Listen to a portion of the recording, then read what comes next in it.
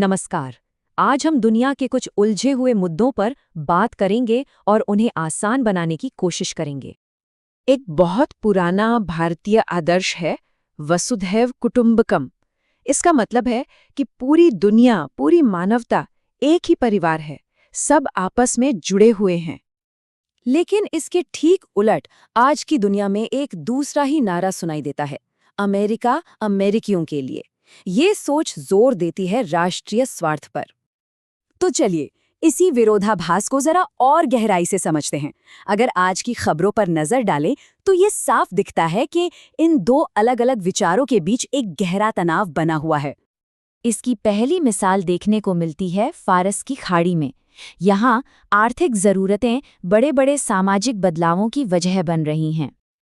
देखिए, पूरी दुनिया अब धीरे धीरे रिन्यूएबल एनर्जी यानी नवीकरणीय ऊर्जा की तरफ जा रही है। इसका सीधा मतलब ये है कि सऊदी अरब जैसे देश जो तेल पर निर्भर हैं, उन्हें अब अपनी अर्थव्यवस्था को बदलना ही होगा। और इसी बदलाव का एक बहुत बड़ा हिस्सा है विवादास्पद कफाला सिस्टम में सुधार। सोचिए, ये वो सिस्टम है जो देश के 40% से भी ज्यादा विदेशी मजदूरों को कंट्रोल करता है। तो यहाँ हो क्या रहा है? ये एक बहुत सोचा समझा समझौता है। मतलब देश के आर्थिक लक्ष्य तो पूरे हो रहे हैं, लेकिन जो सुधार किए गए हैं वो आधे अधूरे हैं। वो अभी भी इंटरनेशनल लेबर स्टैंडर्ड्स से काफी पीछे हैं। अच्छा, अब सऊदी अरब से आगे बढ़ते हैं और भारत की तरफ देखते हैं। यहाँ भी राष्ट्रीय लक्ष्यों और कुछ बड़े सार्वभौमिक सिद्धांतों के बीच एक टकराव दिखता है, लेकिन ये टकराव है विचारों की दुनिया में। आजकल इनोवेशन की एक ग्लोबल रेस चल रही है ना?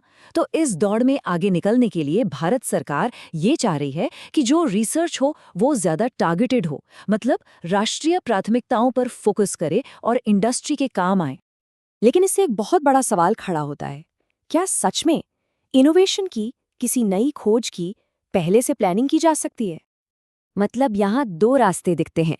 एक तरफ है सरकार का नजरिया जो कहता है कि रिसर्च फोकस्ड हो, देश की जरूरतों के हिसाब से हो, और दूसरी तरफ है एकेडमिक आज़ादी का सिद्धांत जो मानता है कि सबसे बड़ी और अनोखी खोजें तो तभी होती हैं जब सोचने पर कोई पाबंदी ना हो, जब रास्ते पहले से तय ना हो। तो बात यह है कि रिसर्च को एक दिशा देना सुनने में तो बहुत अच्छा लगता है, लेकिन अगर हम इतिहास उठाकर देखें तो पता चलता है कि असली तरक्की के लिए खुली सोच यानी बिना किसी रोक टोक के जांच पड़ताल करने की आज़ादी बहुत ज़रूरी है। अब जरा बड़े पैमाने पर देखते हैं।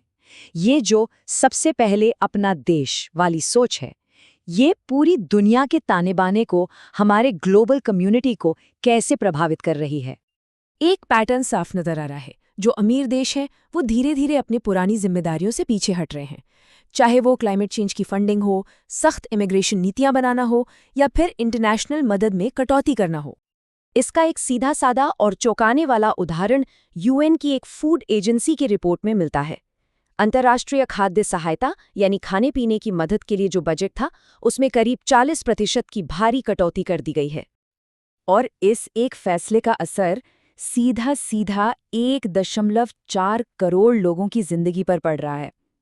ये बहुत बड़ा आंकड़ा है।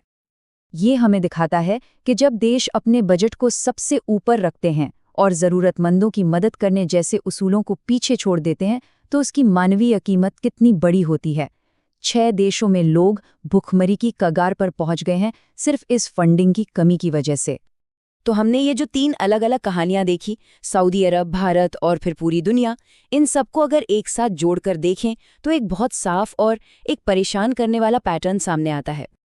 देखिए, चाहे लेबर राइट्स की बात हो या फिर साइंटिफिक रिसर्च की या फिर ग्लोबल मदद की, हर जगह एक ही संघर्ष दिख रहा है। एक तरफ हैं देश की अपनी ज़रूरतें, अपनी प्रायोरिटीज़, और दूसरी तरफ हैं वो बड़े सिद्धांत जो पूरी मानवता के लिए हैं। और ये सब हमें एक बहुत ही जरूरी सवाल पर लाकर खड़ा कर देता है। ये सवाल उस दुनिया के बारे में है जिसे हम सब मिलकर बना रहे हैं। सवाल ये है कि जब हर कोई सिर्फ अपनी राष्ट्रीय प्राथमिकताओं के बारे में सोचेगा, तो हमारे साझे भविष्य का, हमारे कॉमन फ्यूचर का क्या होगा?